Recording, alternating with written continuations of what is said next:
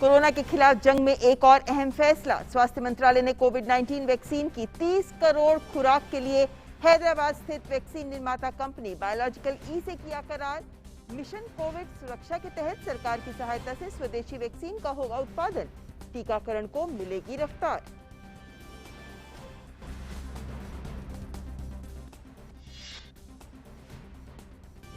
Patna AIIMS में बच्चों के लिए कोवैक्सीन टीके का क्लिनिकल ट्रायल आज से शुरू। एम्स दिल्ली में भी ट्रायल की जल्द होगी शुरुआत।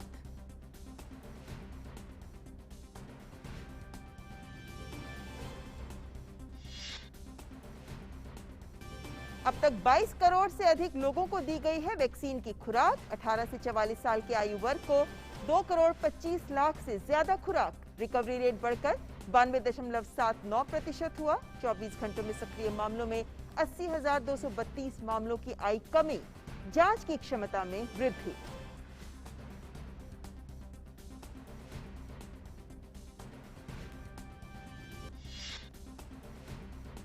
केंद्रीय गृह मंत्री अमित शाह ने गुजरात में 9 ऑक्सीजन संयंत्रों का किया लोकार्पण। कहा, प्रधानमंत्री मोदी के नेतृत्व में कोरोना से लड़ने में मिली बड़ी सफलता। भारत में सबसे तेज गति से हो रहा है टीकाकरण।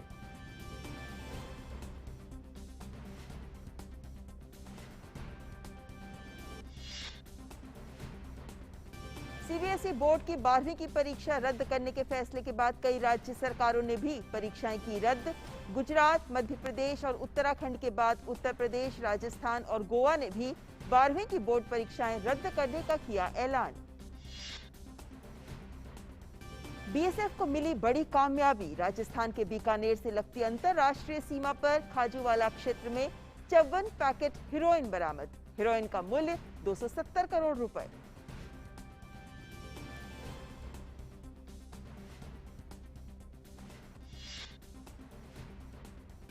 नीति आयोग ने एसडीजी इंडिया इंडेक्स और डैशबोर्ड 2020-21 का तीसरा संस्करण किया जारी। देश के समग्र एसडीजी स्कोर में 6 अंकों का सुधार। 2019 में 60 से बढ़कर 2020-21 में 66 तक पहुंचा। और इजराइल में विपक्षी दलों ने राष्ट्रपति को नई सरकार बनाने की दी सूचना। प्रधानमंत्री नेतन्याहू के 12 साल के शासन को समाप्त करने के लिए विपक्षी दलों का गठबंधन एकजुट। आइए सबसे पहले बड़ी खबर पर नजर।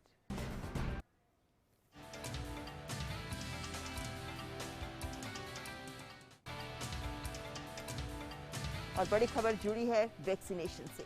केंद्रीय स्वास्थ्य मंत्रालय ने कोविड-19 वैक्सीन की 30 करोड़ खुराक आरक्षित करने के लिए हैदराबाद स्थित वैक्सीन निर्माता कंपनी बायोलॉजिकल ई के साथ व्यवस्था को अंतिम रूप दे दिया है। इन वैक्सीन खुराकों का निर्माण और भंडारण अगस्त से दिसंबर के बीच बायोलॉजिकल ई कंपनी द्वारा की जाएगी।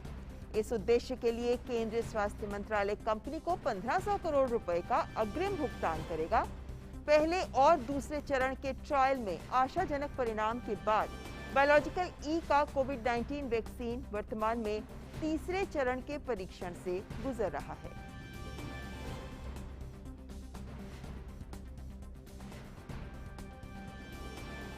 तो एक महत्वपूर्ण कदम के तहत देश में वैक्सीन के उत्पादन को रफ्तार देगी ये पहल। और इस पर और जानकारी के लिए हैदराबाद से हमारी संवाददाता सुरेखा हमारे साथ जुड़ रही हैं। सुरेखा, सबसे पहले क्योंकि इस पहल की अहमियत को जानने के लिए ये समझना बहुत जरूरी है कि जब वैक्सीन निर्माण किया जाता है और कोई कंपनी इसके लिए आगे आती है और उसमें अभी शुरुआत होनी है वैक्सीन के निर्माण की, तो पूरी व्यवस्था से क्या क्या मुख्य चैलेंजेस होते हैं जो जुड़े होते हैं, जो इस उत्पादन को रफ्तार दे सकते हैं?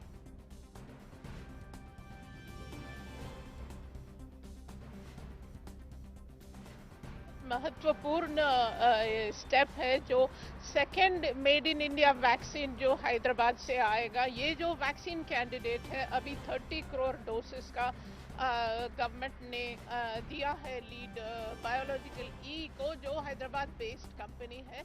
इसके आगे चैलेंजेस है, मगर ज़रूर चैलेंज को बायोलॉजिकल ई कंपनी मिल पाएगा, क्योंकि ये 1953 में बनाया गया बायोलॉजिकल ई कंपनी है जो अभी थर्ड जनरेशन फैमिली बिजनेस चलाते हैं बहुत successfully.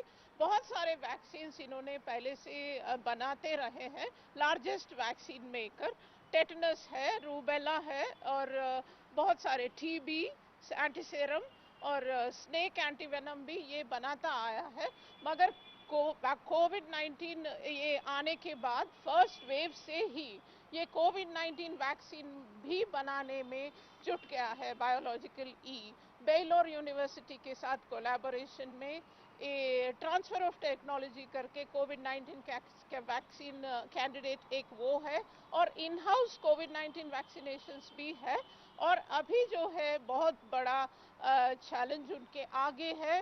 30 crore doses from August through December बनाने हैं और देश को सेकेंड वेव, अभी तो लगभग देखिए सेकेंड वेव तो तेलंगाना में तो कम ही हो रहा है, केसेस कम हो रहे हैं और ये बहुत खुशी की बात है। जब केसेस कम हो रहे हैं और वैक्सीन आए तो हम जैसे कह सकते हैं कि we are in a happy place. तो बायोलॉजिकल ई ये बहुत महत्वपूर्ण वैक्सीन बनाने वाला ये जो बुकिंग सेंट्रल गवर्नमेंट ने किया है, ये तो बहुत बड़ी स्टेप है, महत्वपूर्ण स्टेप है। जी सुरेखा जी, साथ ही ये भी जानना चाहते हैं क्योंकि हमने देखा है कि जो अन्य कंपनियां हैं, बाहर की भी जो कंपनियां हैं जो अन्य देशों में वैक्सीन के उत्पादन के लिए काम कर रही हैं या प्रोसेस को आगे बढ़ा रही हैं, उनकी तरफ से जो खबरें आती हैं कि कई महीने साल लगते हैं जब आप एक व्यवस्था तैयार करते हैं कि उस वैक्सीन की टेक्नोलॉजी ट्रांसफर की जाए, उसके आधार पर वो वैक्सीन बनाई जा सके। ऐसे में बायोलॉजिकल ई कंपनी कोवैक्सीन के निर्माण के लिए कब से इस प्रोसेस में लगी हुई है और कितने कम समय में वो इस उत्पादन की को शुरुआत कर रहे हैं? बायोलॉजिकल ई तो अभी इस सुबह से तो लगता है बहुत कॉन्फिडेंट है, कॉन्फिडेंटली आगे बढ़ रहा है क्योंकि वैक्सीन बनाना बायोलॉजिकल ई के लिए नया बात नहीं है। डॉक्टर DVK राजू 1953 में ये कंपनी शुरू किए हैं। वो तो बायोलॉजिकल कंपनी था और ये बायोटेक्नोलॉजी में 1962 में आया और वहाँ से लगातार वो पीछे मुड़ के देखा नहीं, बहुत सारा वैक्सीन बनाता है। तो एक्सपीरियंस बहुत है और कॉन्फिडेंस बहुत है कि आगे जा सकते हैं और देश को बचाने का सबसे बड़ी तो ये बात है कि देश जो जूझ रहा है कोविड-19 कोरोना वायरस केसेस के साथ, ये जो सेकेंड वेव में सुपर स्प्रेड हो रहा है, इन्फेक्शन बहुत फास्ट स्प्रेड हो रहा है, तो वैक्सीन मेकर के ऊपर ये रिस्पॉन्सिबिलिटी बनता है कि वो जल्द से जल्द वो वैक्सीन बनाए और देश को दे। और उनके पास पूरा इंफ्रास्ट्रक्चर है, अभी कुछ नया बनाने का जरूरत नहीं है। जैसे हैदराबाद के लिए ये बहुत गर्व के कारण है कि कोवैक्सीन यहाँ से आया और स्पुतनिक यहाँ से अभी आएगा, कंपोनेंट्स आए स्पुतनिक रशिया से और इधर मैन्युफैक्चर भी होगा। अभी देखिए अभी नया वैक्सीन कैंडिडेट जो आने वाला है बायोलॉजिकल ई बनाएगा। जी, तो ये खुश खबरी देश के लिए और चूंकि बायोलॉजिकल ई भी अब बनाना शुरू कर रहा है तो ऐसे में अन्य कंपनियां भी अब आगे आएंगी और कोवैक्सीन के निर्माण में वो भी अहम रोल अदा कर सकेंगी। बहुत बहुत शुक्रिया सुरेखा हमारे साथ पटना से जुड़ने के लिए। हैदराबाद से हमारे साथ जुड़ी हुई थी सुरेखा। हैदराबाद जहां पर बायोलॉजिकल ई बनाएगी दिसंबर तक 30 करोड़ कोवैक्सीन की डोसेस। और अब बात कर लेते हैं पटना की, जहां एम्स में बच्चों पर भारत बायोटेक की कोवैक्सीन का क्लिनिकल ट्रायल शुरू हो गया है। अब तक 3 बच्चों पर इसका परीक्षण किया जा चुका है। पटना एम्स में 12 वर्ष से 17 वर्ष की उम्र तक के बच्चों पर यह परीक्षण मंगलवार से शुरू किया गया। इंजेक्शन लगाए जाने के बाद ये तीनों बच्चे स्वस्थ हैं। अगले 1 महीने में 525 बच्चों पर इस तरह का परीक्षण किया जाना है, जिनमें से करीब 100 बच्चों को यानी वॉलंटियर्स ने अब तक अपना रजिस्ट्रेशन करवा लिया है। इनकी स्क्रीनिंग के बाद 3 बच्चों को चयनित किया गया और उन पर फिर ट्रायल किया गया। वहीं एम्स नई दिल्ली में भी बच्चों पर वैक्सीन का क्लिनिकल ट्रायल सोमवार से शुरू हो सकता है। तो एक महत्वपूर्ण खबर पटना के एम्स से कि वहां पर बच्चों में क्लिनिकल ट्रायल को वैक्सीन का शुरू हो गया। हमारे साथ पटना से हमारे संवाददाता सलमान हैदर हमारे साथ जुड़ गए हैं। सलमान, बच्चों में वैक्सीन को लेकर जो एक गंभीर सोच सामने आ रही है, अब उसी को अमली जामा पहनाते हुए पटना में क्लिनिकल ट्रायल जो शुरू हुआ है, ये बताइए हमें कि किस तरह के प्रोटोकॉल का पालन किया जा रहा है इसके लिए और क्या किस तरह लोग अपने रजिस्ट्रेशन करवा सकते हैं, क्योंकि बहुत से ऐसे अभिभावक होंगे जो चाहेंगे कि वो भी इस क्लिनिकल ट्रायल में आगे आए।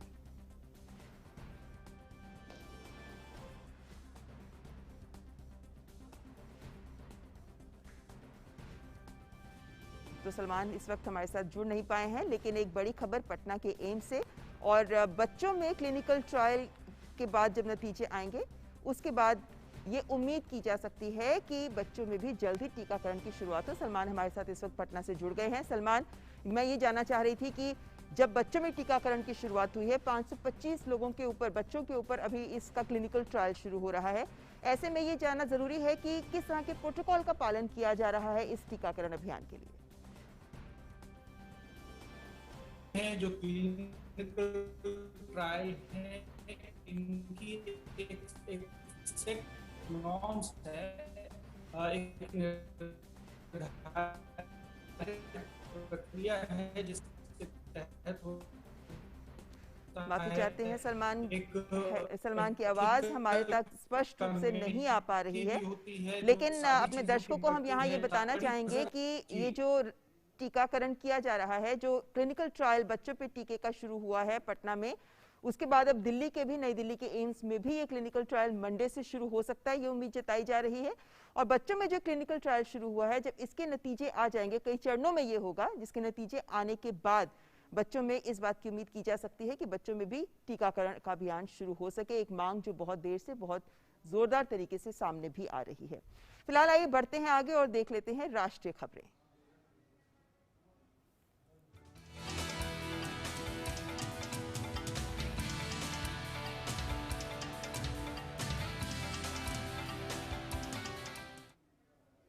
सबसे पहले बात कोविड की करें तो देश में कोरोना वायरस के दैनिक मामलों में लगातार गिरावट दर्ज की जा रही है।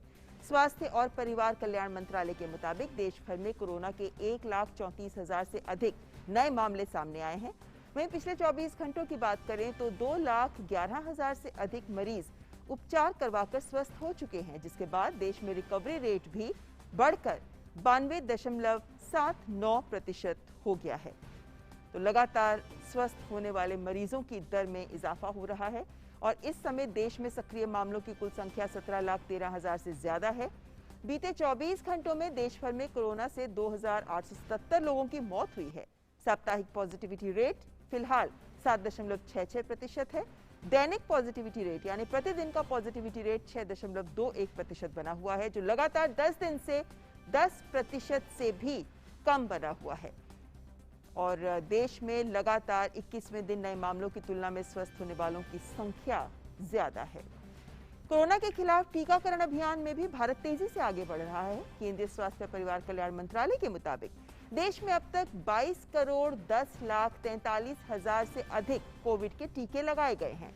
पिछले 24 घंटों में ही 24,26,000 से अधिक टीके लगाए गए हैं। तो लगातार आंकड़ा टीकाकरण का भी बढ़ रहा है और देश में कोरोना की जांच क्षमता में भी काफी वृद्धि हुई है। भारतीय चिकित्सा अनुसंधान परिषद यानी ICMR ने बताया है कि देश भर में 2 जून तक 35,37,82,000 से ज्यादा नमूनों का परीक्षण किया गया, जिनमें 2 जून को 21,59,000 से ज्यादा नमूनों की जांच की गई है। और कोरोना महामारी के बीच अब आप घर पर खुद से कोविड-19 का टेस्ट कर सकते हैं। ICMR ने एक और home based corona test kit Panbio को मंजूरी दे दी है। ये एक home rapid antigen testing kit है। इसे जांच में तो तेजी आएगी, साथ ही लोग घर बैठे ही कोरोना की जांच कर पाएंगे।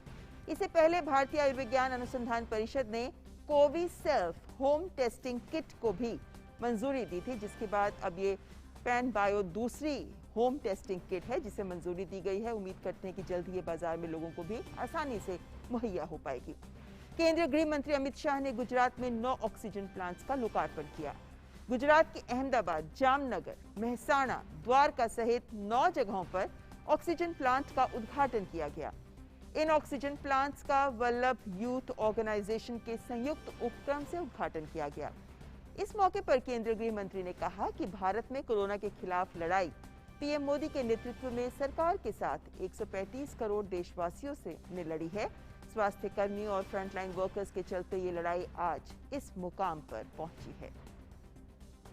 इस विपदा के समय में अग्रिम पंक्ति के स्वास्थ्य कर्मियों ने, डॉक्टर, नर्सिस और स्वयंसेवी संस्थाओं ने, स्वयंसेवकों ने जिस प्रकार से अपने आप को, अपना हित भूलकर समाज के लिए, दर्दियों के लिए, गरीबों के लिए काम किया है, वो मैं सभी को साधुवाद देना चाहता हूं और उन्हीं के कारण ये लड़ाई इस मुकाम पर पहुंची है।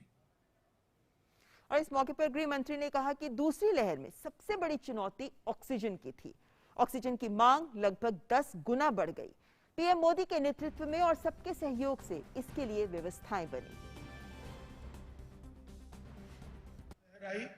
तब सबसे बड़ी चुनौती ऑक्सीजन की थी। आमतौर पर भारत में 1000 मैट्रिक टन ऑक्सीजन चाहिए होता था हर रोज, और उसकी रिक्वायरमेंट बढ़कर लगभग 10,000 मैट्रिक टन तक पहुंची। 10 गुना रिक्वायरमेंट बढ़ जाने के बाद उसको एक महीने के अंदर पहुंच पाना एक बहुत बड़ी चैलेंज थी, मगर मोदी जी के नेतृत्व में भारत सरकार ने और सभी राज्य सरकार इस चैलेंज को स्वीकार किया और इसके खिलाफ हमने लड़ना शुरू किया।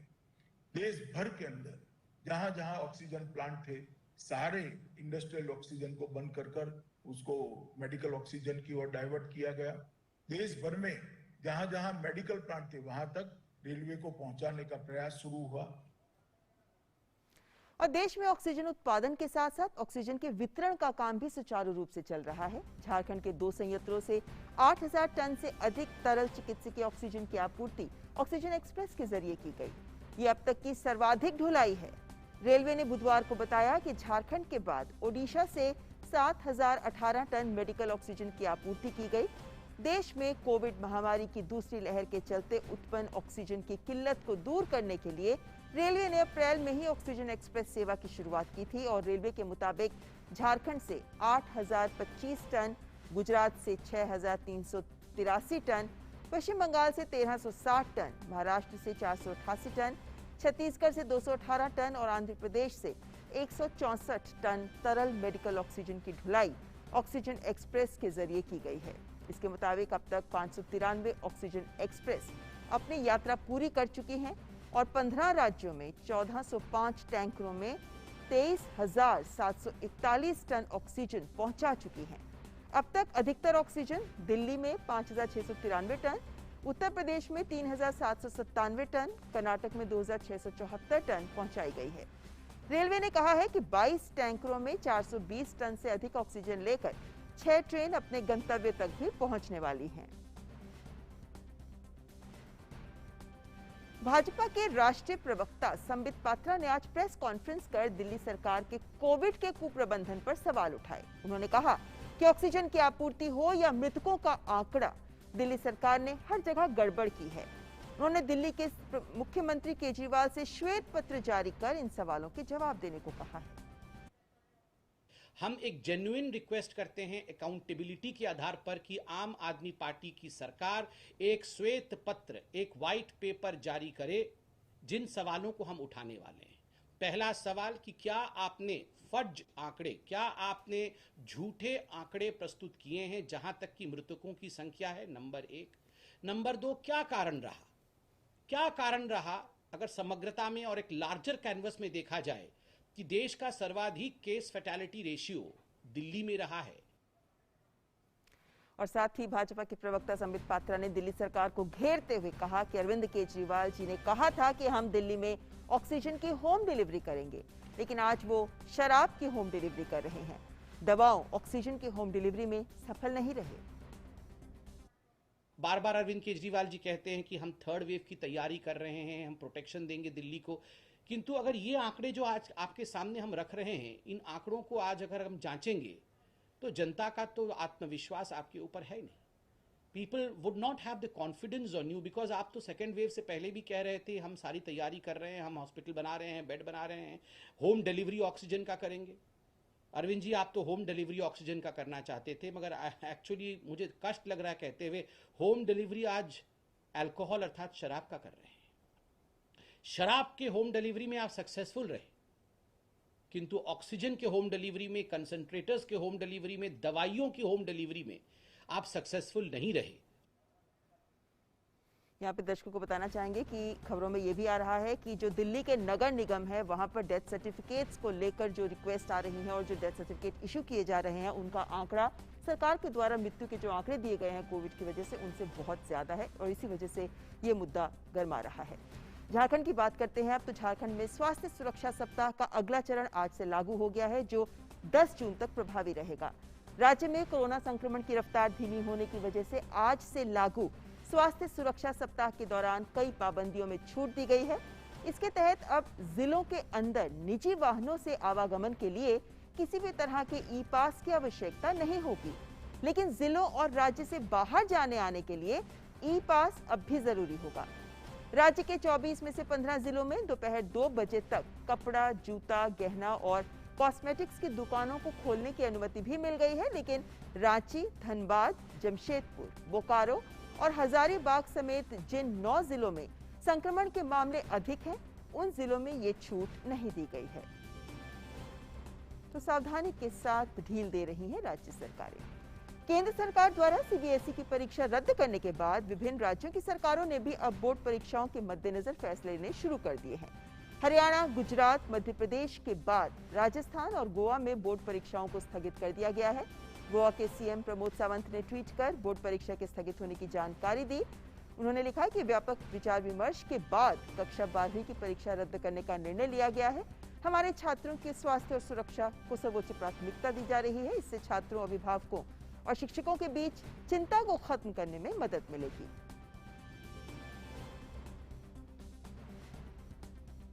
और वहीं राजस्थान के शिक्षा मंत्री गोविंद सिंह डोटासरा ने ट्वीट कर बताया कि कोरोना की तीसरी लहर की आशंका को देखते हुए छात्र हित में राजस्थान मंत्री परिषद की बैठक में राजस्थान माध्यमिक शिक्षा बोर्ड की कक्षा 10वीं और 12वीं की बोर्ड परीक्षाओं को रद्द करने का फैसला लिया गया। मार्किंग के संबंध में भी जल्द ही फैसला लिया जाएगा। और उत्तर प्रदेश बोर्ड की भी 12वीं की परीक्षा रद्द कर दी गई है। उत्तर प्रदेश के उप मुख्यमंत्री दिनेश शर्मा ने इस बात की घोषणा की। मुख्यमंत्री योगी आदित्यनाथ के साथ हुई बैठक के बाद ये फैसला लिया गया, तो उत्तर प्रदेश में भी 12वीं की बोर्ड परीक्षा रद्द कर दी गई है। और सीबीएसई की 12वीं की बोर्ड की परीक्षा स्थगित करने के फैसले का शिक्षकों और अभिभावकों ने स्वागत किया है। मुश्किल के इस दौर में सरकार के फैसले का स्वागत करते हुए शिक्षकों और अभिभावकों ने ट्वीट कर प्रधानमंत्री को धन्यवाद दिया। अभिभावकों के ट्वीट पर प्रतिक्रिया देते हुए प्रधानमंत्री ने कहा कि छात्रों का स्वास्थ्य और कल्याण हमारी सर्वोच्च प्राथमिकता है। छात्रों के लिए ये एक मुश्किल वर्ष रहा। बड़े होने की खुशियां आंशिक रूप से छिन गईं। उन्हें अपने घरों में बंद रहना पड़ा। दोस्तों के साथ बिताने के लिए भी कम समय मिला। उन्होंने कहा कि परीक्षाओं को स्थगित करना वर्तमान समय में सबसे अच्छा और सबसे अधिक छात्र हितैषी निर्णय था। एक शिक्षक के ट्वीट का जवाब देते हुए पीएम ने कोविड काल में शिक्षक समुदाय के प्रयासों की भी सराहना की। उन्होंने कहा कि पिछले 1 साल में शिक्षक समुदाय ने उत्कृष्ट भूमिका निभाई है। मैं छात्रों का समर्थन करने के लिए और शिक्षा यात्रा को नए सामान्य के तहत जारी रखने के लिए सभी शिक्षकों की सराहना करता हूं। और सीबीएसई की 12वीं की परीक्षा निरस्त करने पर शिक्षा मंत्री रमेश पोखरियाल निशंक ने भी ट्वीट कर कहा कि विश्व की सबसे बड़ी लोकतांत्रिक शिक्षा व्यवस्था में लगभग 33 करोड़ विद्यार्थियों की सुरक्षा, स्वास्थ्य और उनका उज्जवल भविष्य हमारी सर्वोच्च प्राथमिकता है और सभी हितधारकों से व्यापक विचार विमर्श और परामर्श के पश्चात उचित निर्णय लेना मोदी सरकार की निर्णय प्रतिक्रिया की विशेषता है। उन्होंने लिखा है कि यशस्वी प्रधानमंत्री नरेंद्र मोदी जी के दूरदर्शी नेतृत्व में कक्षा 12वीं की सीबीएसई की परीक्षाओं को निरस्त करने का निर्णय भी इसी प्रक्रिया से लिया गया है। उन्होंने आगे कहा है कि इस निर्णय तक पहुंचने के लिए राज्य के शिक्षा मंत्रियों, शिक्षा सचिवों, शिक्षाविदों, विद्यालय संचालकों, विद्यार्थियों, शिक्षकों और अभिभावकों से लंबा परामर्श किया गया। ये सभी हितधारकों से परीक्षा के लिए किया गया विश्व का सबसे बड़ा विमर्श है। इसी के पश्चात विद्यार्थियों के स्वास्थ्य और भविष्य को ध्यान में रखते हुए आदरणीय प्रधानमंत्री द्वारा दिए गए इस दूरदर्शी निर्णय हेतु आभार। और इसके बाद बात कर लेते हैं बिहार सरकार की। तो बिहार सरकार ने भी इंजीनियरिंग और मेडिकल कॉलेजों में छात्राओं के लिए सीट आरक्षित करने का फैसला किया है। मुख्यमंत्री नीतीश कुमार ने राज्य के इंजीनियरिंग और मेडिकल कॉलेजों में छात्राओं को 33% आरक्षण देने का फैसला किया। उन्होंने बताया कि इससे इंजीनियरिंग और मेडिकल क्षेत्र में छात्राओं की संख्या बढ़ेगी। नीतीश कुमार ने कहा कि इस फैसले से लड़कियों को उच्च और तकनीकी शिक्षा के लिए अधिक प्रेरित किया जा सकेगा। मुख्यमंत्री ने कहा कि उनकी सरकार का लक्ष्य है कि राज्य के विद्यार्थियों को इंजीनियरिंग और मेडिकल की पढ़ाई के लिए बाहर जाने की जरूरत ना पड़े। प्रवर्तन निदेशालय ने राष्ट्रीय जनता दल के राज्यसभा के सांसद अमरेंद्र धारी सिंह को मनी लॉन्ड्रिंग से जुड़े एक मामले में गिरफ्तार किया है। एडी सिंह पर इफ्को से जुड़े एक फर्टिलाइजर घोटाले में शामिल होने का आरोप है। ईडी सूत्रों के मुताबिक पीएमएलए कानूनों के तहत सांसद को गिरफ्तार किया गया। बीते महीने सीबीआई ने फर्टिलाइजर घोटाले को लेकर एक केस दर्ज किया था। राजस्थान फ्रंटियर के बीकानेर से लगती अंतर्राष्ट्रीय सीमा पर खाजूवाला क्षेत्र में बीएसएफ की 127 बटालियन के जवानों को बड़ी सफलता मिली है। जवानों ने पाकिस्तान की सीमा से पाइप द्वारा भारतीय सीमा में फेंकी गई 54 पैकेट हेरोइन बरामद की। सीमा पार से तस्करी की इस कोशिश के दौरान सीमा पर जबरदस्त आंधी तूफान और बरसात हो रही थी, जिसका फायदा उठाने की कोशिश की जा रही थी। पाकिस्तान से आए 2 तस्कर वापस पाकिस्तान की सीमा में भागने में सफल हो गए। पीएनबी घोटाले में आरोपी भगोड़ा मेहुल चौकसी के मामले में डोमिनिका की कोर्ट ने फैसला 1 दिन के लिए टाल दिया है। स्थानीय अदालत आज अपना फैसला सुनाएगी। बुधवार को कोर्ट में इस मामले की सुनवाई जूम ऐप के जरिए की गई, जिसमें मेहुल चौकसी भी शामिल हुआ। सुनवाई के दौरान डोमिनिका सरकार ने कोर्ट में कहा कि मेहुल चौकसी की याचिका सुनवाई के योग्य नहीं है। डोमिनिका सरकार ने कहा कि चौकसी को भारत को सौंपा जाए। अब इस मामले में आज फैसला आने की उम्मीद है।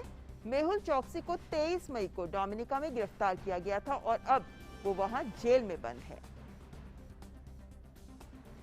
नीति आयोग द्वारा आज एसडीजी यानी sustainable development goals India index और डैशबोर्ड 2020-21 का तीसरा संस्करण जारी किया गया।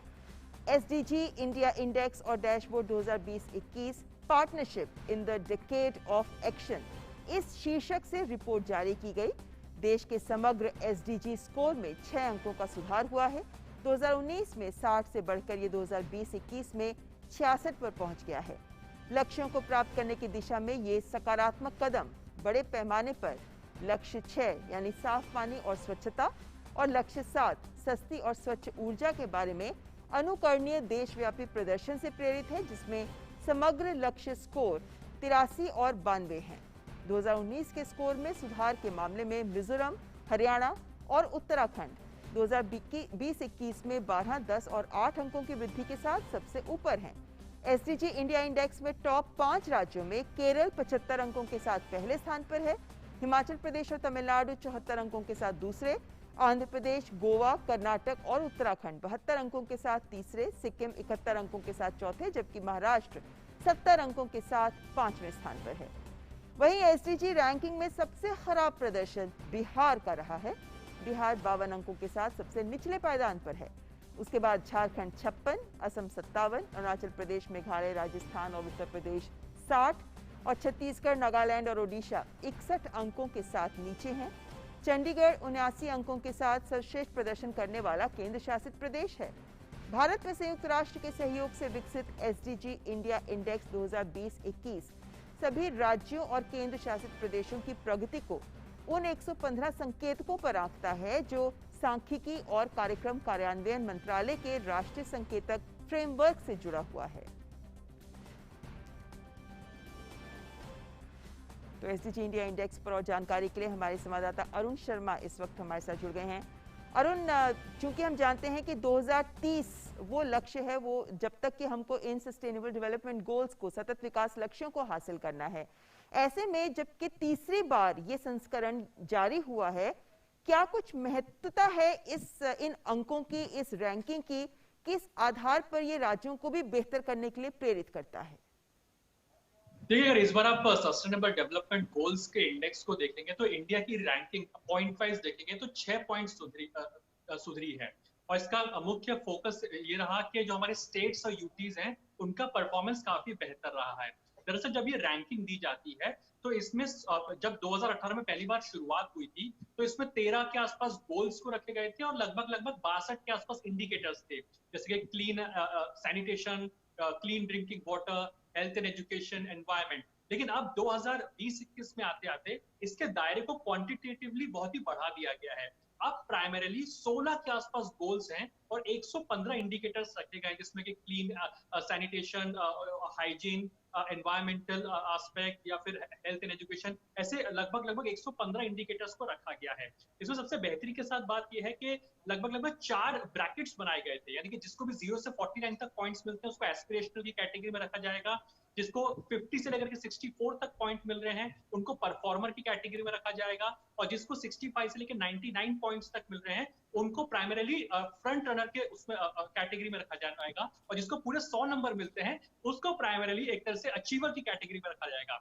तो अब देखिए कि एस्पिरेशनल कैटेगरी में कोई भी नहीं, यानी कि सबने बेसिकली 60 से लेकर के 75 और 77 अंकों के आसपास प्राप्त किया है। तो ये अपने आप में दर्शाता है कि तमाम स्टेट सेक्टर से परफॉर्म कर रहे हैं, और जो सरकार की योजना पिछले 7 साल में रही है, चाहे स्वच्छ भारत अभियान की बात कर लीजिए, आवास योजना की बात कर लीजिए, एनवायरमेंटल एस्पेक्ट की नजर से आप देखिए उजाला और उज्ज्वला योजना जैसी जो स्कीम्स रही हैं, इसने एनवायरमेंटल को काफी हद तक एक तरह से जो कॉम्प्रोमाइज होता था उसको कहीं ना कहीं कम किया है। तो जो 7 साल में जो सरकार की इनिशिएटिव रहे, पॉलिसी रही है, उसका भी इम्पैक्ट अब डिस्ट्रिक्ट वाइज भी देखने को मिल रहा है, और इसी वजह से आप देखिए कि जो तमाम स्टेट्स है उन्होंने बेहतर परफॉर्म किया है। कुछ राज्य हो सकता है जिनकी परफॉर्मेंस कम रही हो, लेकिन कोई भी एस्पिरेशन यानी किसी का भी जो पॉइंट्स हैं वो 50 से कम पॉइंट्स किसी भी स्टेट के, इनफैक्ट बिहार का भी अगर पॉइंट्स देखेंगे तो उसको 52 पॉइंट्स मिले हैं, वो भी एक तरह से परफॉर्मर की कैटेगरी में आता है। और लेकिन हाँ, कुछ राज्य ऐसे जैसे मिजोरम हो गया, हरियाणा हो गया, उत्तराखंड हो गया, पॉइंट वाइज है कि उन्होंने बहुत ही अच्छी छलांग लगाई है तमाम पैरामीटर्स के अंदर। तो अपने आप में दर्शाता है कि जब भी कंपटीशन होता है स्टेट्स के अंदर आपस के अंदर, कोऑपरेटिव फेडरलिज्म की भावना होती है, कंपटीशन होता है, कोऑपरेटिव फेडरलिज्म रहता है, तो एक तरह से हमें अच्छा इंडिकेशन निकल करके आता है। तो जो सस्टेनेबल डेवलपमेंट गोल यानी कि जो विकास हो रहा है वो सतत हो और सस्टेनेबल हो, प्राइमरीली इस बात पर फोकस है, जो कि 2030 का यूनाइटेड नेशंस का भी टारगेट है। लेकिन अरुण, जैसे हम जानते हैं कि प्रधानमंत्री लगातार इस बात को इस तरह सामने रखते हैं कि पैरामीटर्स होते हैं कि drinking water, sanitation, hygiene, health, education, environment, 16 के आसपास जो गोल्स हैं उसमें भारत के बहुत अच्छा प्रदर्शन आप कह सकते हैं जब तक एसडीजी इंडेक्स की बात की जाए। अरुण, मैं ये बात कहना चाहती हूँ कि पीएम हमेशा कहते हैं कि राज्य विकास करेंगे तो देश विकास करेगा। अब चूंकि इस फहरिस्त में कई सारे ऐसे राज्य हैं जो बहुत अच्छा कर रहे हैं, लेकिन कुछ ऐसे हैं जो कुछ पैमानों पर शायद इतना बेहतर नहीं कर रहे, इसलिए उनके अंक भी कम हैं। किस तरीके से केंद्र राज्यों के साथ इन मुद्दों पर समन्वय भी बनाता है ताकि इस इंडेक्स और इस रैंकिंग को और बेहतर किया जा सके?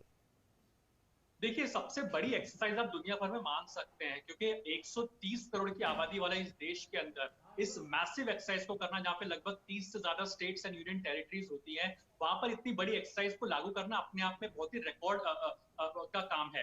दूसरी सबसे बड़ी बात निकल करके आती है कि नीति आयोग इस तरह के डैशबोर्ड को इसलिए बनाता है, रैंकिंग इसलिए देता है ताकि लोग बेस्ट प्रैक्टिस से सीख सके। अभी भी कई राज्य हैं जहां पर अगर हेल्थ एंड एजुकेशन की बात आती है, फिर सैनिटेशन की बात आती है, तो वो दूसरे राज्यों से सीख सकता है कि क्या वो बेहतर मॉडल बनाए गए हैं दूसरे राज्यों के अंदर, उसको कैसे इंप्लीमेंट किया सकता है। क्योंकि आप देखिए कई सारे राज्य ऐसे जो कि सिमिलर पैटर्न्स पर काम करते हैं, जिनका ज्योग्राफिकल लोकेशन बहुत ही सिमिलर है, लेकिन बावजूद उसका देखेंगे उनकी रैंकिंग में बहुत डिफरेंस है। कई डिस्ट्रिक्ट्स है ज्योग्राफिकली काफी सिमिलर है, लेकिन उनकी रैंकिंग में डिफरेंस है। तो जिसकी रैंकिंग कम है वो कैसे अच्छी रैंकिंग वाले जो राज्य हैं या फिर डिस्ट्रिक्ट्स हैं सीख सकता है प्राइमरीली कि हमें health, sanitation, education, environmental aspect, construction activities, ये तमाम तरह के जो 16 गोल्स हैं जिसपे 115 से ज्यादा 115 इंडिकेटर्स हैं, इस इंडिकेटर्स को कैसे हम इंप्लीमेंट कर सकते हैं। हमें ये नहीं भूलना चाहिए ममता जी कि ये पूरा 1-1.5 साल जो रहा है, इसमें एक तरफ भारत ने कोविड से जूझा है और कई स्टेट्स ऐसे जो साइक्लोन की जो डबल मार जिसे कह सकते हैं वो भी कुछ राज्यों को पड़ी है, लेकिन बावजूद उसके देखिए कि तमाम स्टेट्स ने बहुत बेहतरी के साथ परफॉर्मेंस किया है। तो हाँ, एक कोऑपरेटिव फेडरलिज्म, बेटर कंपटीशन और exchange of best practices primarily, ये एक तरह से बहुत बड़ा एग्जांपल निकल के आता है भारत जैसी अर्थव्यवस्था की अगर बात की जाए। जी, एक और बात समझना चाहूंगी आपसे, क्योंकि ये जो सतत विकास लक्ष्य हैं संयुक्त राष्ट्र के द्वारा ये सभी देशों के लिए सामने रखे गए हैं, भारत इनमें काफी रफ्तार से आगे बढ़ रहा है। 1/3 लक्ष्य हम हासिल कर चुके हैं, अब तक का आंकड़ा ये दिखाता है। लेकिन अरुण, ऐसे में क्योंकि भारत एक विशाल देश है, भारत की जनसंख्या कई देशों की जनसंख्या को मिलाकर बनती है, ऐसे में क्या भारत की ओर से ये इंडेक्स देना, ये रैंकिंग्स देना, सभी राज्यों के ऊपर एक तरीके से निगरानी तंत्र स्थापित करना, क्या ये एक उदाहरण भी प्रस्तुत करता है तमाम अन्य देशों के लिए कि वो भी अपनी एसडीजीज को मापने का काम इस तरीके से कर सकते हैं? बिल्कुल, क्योंकि नीति आयोग का फोकस इस बात पर रहा है, क्योंकि जब नीति आयोग का गठन हुआ था तो उसका फोकस इस बात पर था, जब उन्होंने इस एक्सरसाइज को 2018 में शुरू किया गया था, वो ये था कि कैसे हम लोग रैंकिंग दे करके राज्यों को मोटिवेट करें।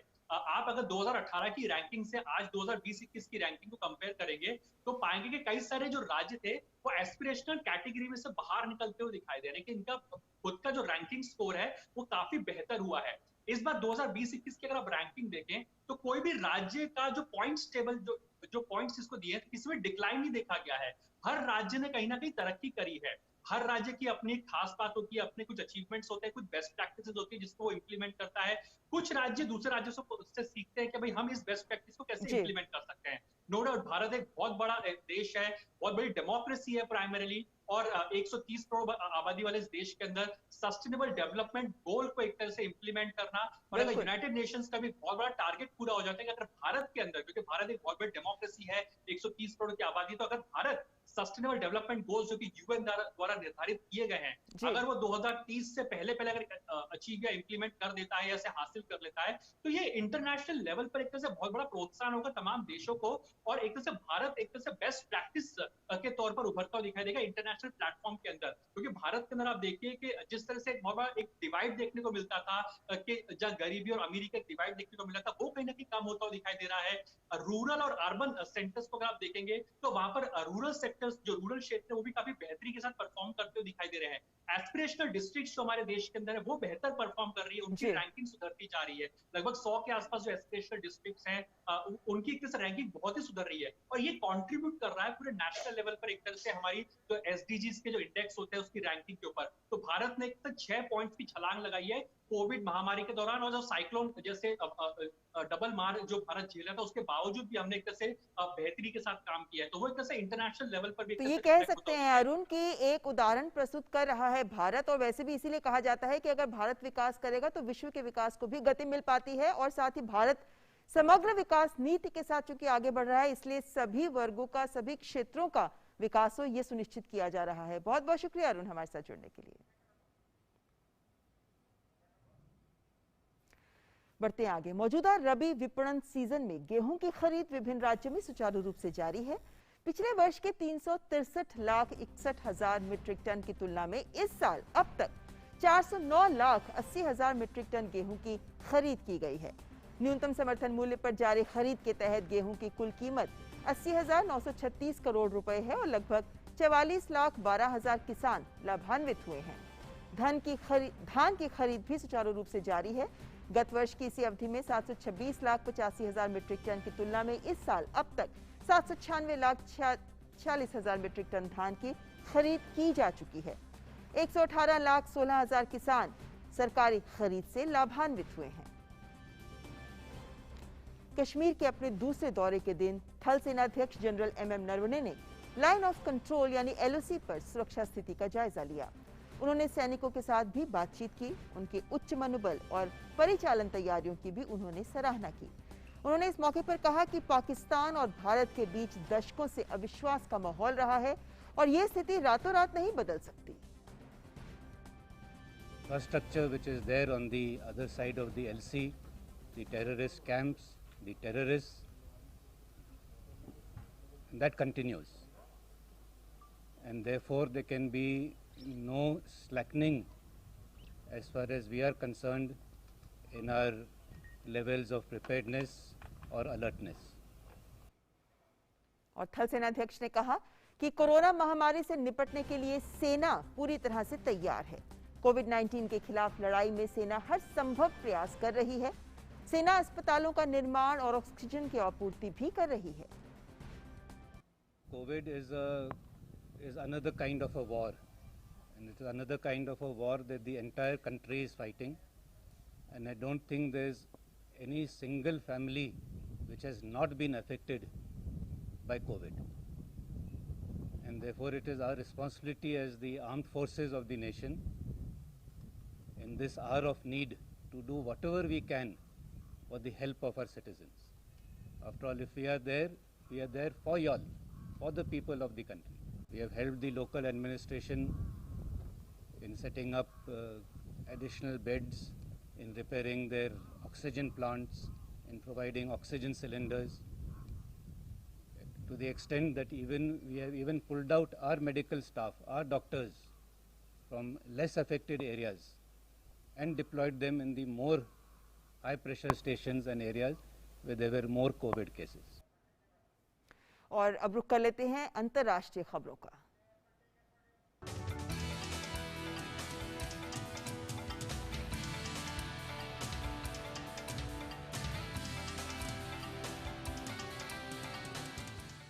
इजराइल के राजनीतिक दलों के गठबंधन ने घोषणा की है कि वो नई सरकार बनाने के लिए एक समझौते पर सहमत हो गए हैं।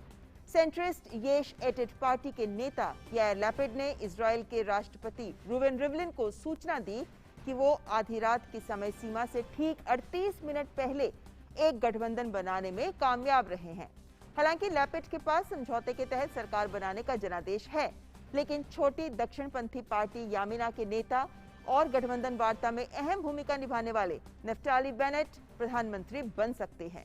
समझौते के तहत दोनों नेता बारी-बारी से प्रधानमंत्री के रूप में काम करेंगे, लेकिन इससे पहले नई सरकार और प्रधानमंत्री के शपथ ग्रहण से पहले गठबंधन दलों को इजराइल की संसद में विश्वास मत हासिल करना होगा। ये समझौता हाल के इजराइल के राजनीतिक इतिहास की एक बड़ी घटना है, क्योंकि ये नेतन्याहू के 12 साल के कार्यकाल के अंतिम दिनों को प्रभावित कर सकता है। ईरान परमाणु समझौते को फिर से बहाल करने के लिए यूरोपीय संघ के राजदूत ने कहा है कि अगले सप्ताह 10 जून से वार्ता का अगला दौर शुरू होगा, जिसमें एक समझौता किया जाएगा। यूरोपीय संघ की अध्यक्षता में होने वाली वार्ता में ब्रिटेन, फ्रांस और जर्मनी के वरिष्ठ राजनयिक शामिल रहेंगे। वहीं इससे पहले वैश्विक शक्तियों ने पिछले महीने ईरान के साथ 5वें चरण की वार्ता बहाल की थी, जो एक सप्ताह के लिए स्थगित हो गई थी। और अब देख लेते हैं खेल जगत की खबरें सुचित्रा के साथ।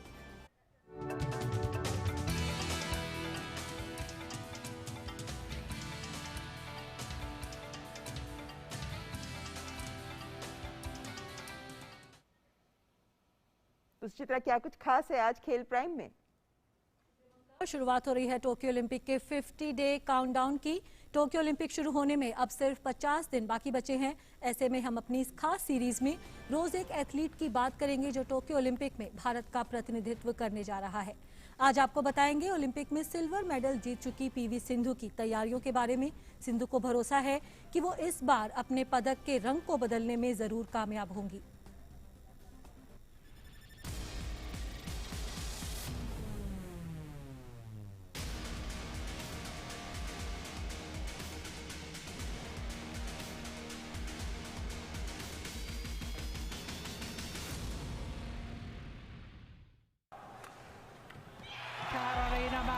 She is the Olympic champion, and Pusala Venkata Sindhu, obvious disappointment for her. I was a bit sad when I couldn't get that gold at the Olympics, but my coach told me that, and my parents told me that you have got what you have not expected, and you have to be happy about it. I've achieved at Rio silver, but this time I have an opportunity to do better, so I want to change that color to gold.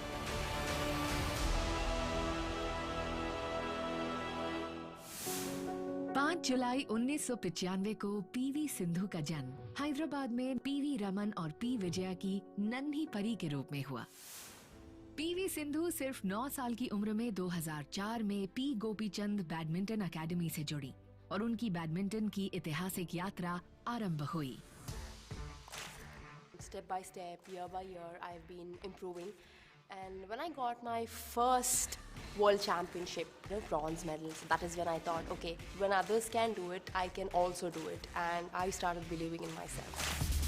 2012 की Asia youth under 19 championship में individual gold और 2016 के south Asian games में women's team gold medal पर धाक जमाते हुए PV Sindhu ने 2016 के रियो ओलंपिक्स के लिए क्वालिफाई किया, जिसमें उन्होंने सिल्वर मेडल जीता। When I got the medal, everything was like, okay, I'm on the cloud 9. I forget everything what has happened. And from there, I think I didn't look back. When I came back, I rectified my mistakes, and it gave me a lot of confidence, a lot of motivation, and my game, went to a different level. And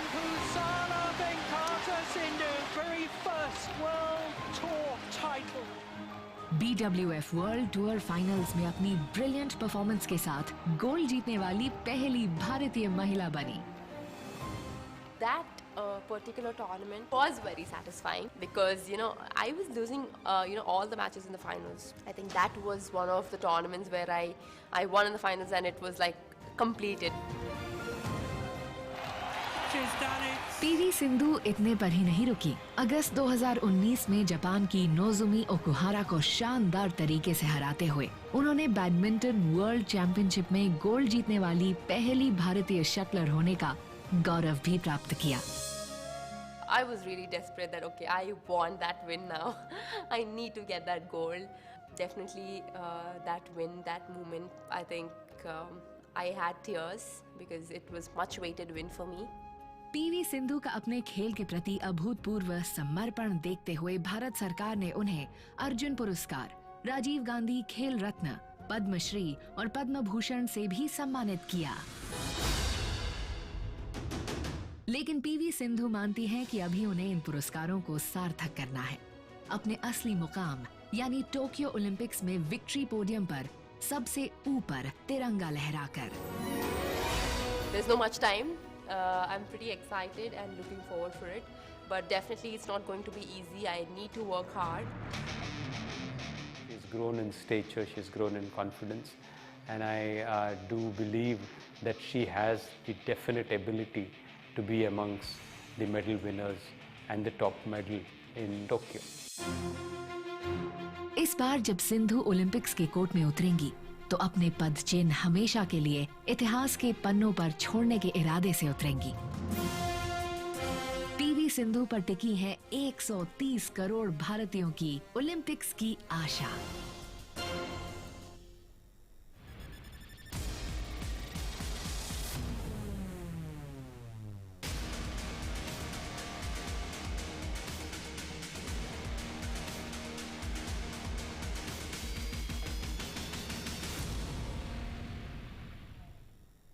अब बात cricket की।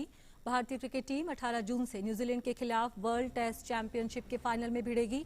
England रवाना होने से पहले भारतीय cricket team के कप्तान विराट कोहली और कोच रवि शास्त्री ने कहा कि वर्ल्ड टेस्ट चैंपियनशिप टीम के लिए खास मायने रखती है। रवि शास्त्री ने यह भी कहा कि फाइनल में एक मैच के फॉर्मेट से वे सहमत नहीं हैं, इसे बेस्ट ऑफ 3 होना चाहिए था। कोविड-19 महामारी के चलते आईपीएल तो 20 में स्थगित हो गया, लेकिन आने वाले दिनों में क्रिकेट फैंस के मनोरंजन के लिए पूरी व्यवस्था की गई है। इंग्लैंड रवाना होने से पहले भारतीय क्रिकेट टीम के कप्तान विराट कोहली और कोच रवि शास्त्री ने संवाददाताओं को संबोधित किया। कप्तान विराट कोहली और रवि शास्त्री दोनों ने कहा कि विश्व टेस्ट चैंपियनशिप फाइनल खेलने के लिए टीम ने बहुत मेहनत की है, इसलिए टीम के लिए यह फाइनल खासे मायने रखती है। It's the toughest form of the game. It's a format that tests you. It's not happened over 3 days or 3 months. It's happened over 2 years, where teams have played each other around the world and earned their stripes to play the final. So it's one heck of an event. This. Ravi Shastri ने यह भी कहा कि इतने बड़े tournament के विजेता का फैसला एक फाइनल से नहीं होना चाहिए, बल्कि वर्ल्ड टेस्ट चैंपियनशिप में 3 मैचों का फाइनल होना चाहिए। I think ideally in the long run, if they want to pursue with this Test Championship, a best of 3 final would be ideal. A 3-match series as a culmination of 2.5 years of cricket around the globe. 18 जून से भारत और New Zealand के बीच Southampton में बहुचर्चित ICC विश्व test championship का final मुकाबला खेला जाएगा। उसके बाद भारत और मेजबान इंग्लैंड के बीच 5 टेस्ट मैचों की लंबी सीरीज का आयोजन होगा। भारत अपने अभियान की शुरुआत 4 अगस्त से नॉटिंघम में इंग्लैंड के खिलाफ करेगी, जबकि दूसरा टेस्ट मैच लॉर्ड्स के मैदान पर खेला जाएगा। यह मैच 12 अगस्त से शुरू होगा। तीसरा टेस्ट मैच लीड्स में 25 अगस्त से 29 अगस्त के बीच होगा, जबकि चौथे टेस्ट मैच में भारत और इंग्लैंड की टीमें 2 सितंबर से 6 सितंबर के बीच कैनिंगटन ओवल में आमने सामने होंगी। 5वां और अंतिम टेस्ट मैच मैनचेस्टर में खेला जाएगा। यह मुकाबला 10 सितंबर से शुरू होगा। भारतीय टीम अब मौजूदा आईसीसी टेस्ट रैंकिंग में 121 अंकों के साथ शीर्ष पर है। टेस्ट चैंपियनशिप फाइनल में जिस न्यूजीलैंड की टीम को टीम इंडिया से भिड़ना है, वो आईसीसी टेस्ट रैंकिंग में भारत के बाद दूसरे पायदान पर है। कीवी टीम रैंकिंग्स में भारत से सिर्फ 1 अंक पीछे है, इसलिए फाइनल मुकाबला रोमांचक होने की उम्मीद है। Sports desk, DD news. तो ये थी इस वक्त की खेल की कुछ प्रमुख खबर। वापस चलते हैं ममता के पास। धन्यवाद सुचित्रा खेल प्राइम की खबरों के लिए। और इसी के साथ फिलहाल मिड डे प्राइम में बस इतना ही, लेकिन देश भर में कोविड को नियंत्रित करने के प्रयास और साथ ही टीकाकरण को रफ्तार देने के जो भी प्रयास किए जा रहे हैं उन पर हम लगातार नजर बनाए हुए हैं। और आपको यहाँ पर यह भी बताना चाहेंगे कि खबर यह भी आ रही है कि सीरम इंस्टीट्यूट ऑफ इंडिया ने भी इस वक्त स्पुतनिक वी के उत्पादन के लिए drug controller general of India से अनुमति मांगी है। अभी तक स्पुतनिक वी का उत्पादन डॉक्टर रेड्डीज लेबोरेटरीज कर रही थी, लेकिन एसआईआई ने भी इसके लिए अनुमति मांगी है, जो ये उम्मीद भी जगाता है कि जिस तरीके से कोवैक्सीन को अब बायोटेक के अलावा अन्य कंपनियां भी अब उसका उत्पादन में आगे आ रही हैं, तो इसी तरीके से स्पुतनिक वी और अन्य वैक्सीन का भी उत्पादन आने वाले वक्त में और रफ्तार पकड़ेगा। इसी के साथ मिड डे प्राइम में आज बस इतना ही। नमस्कार।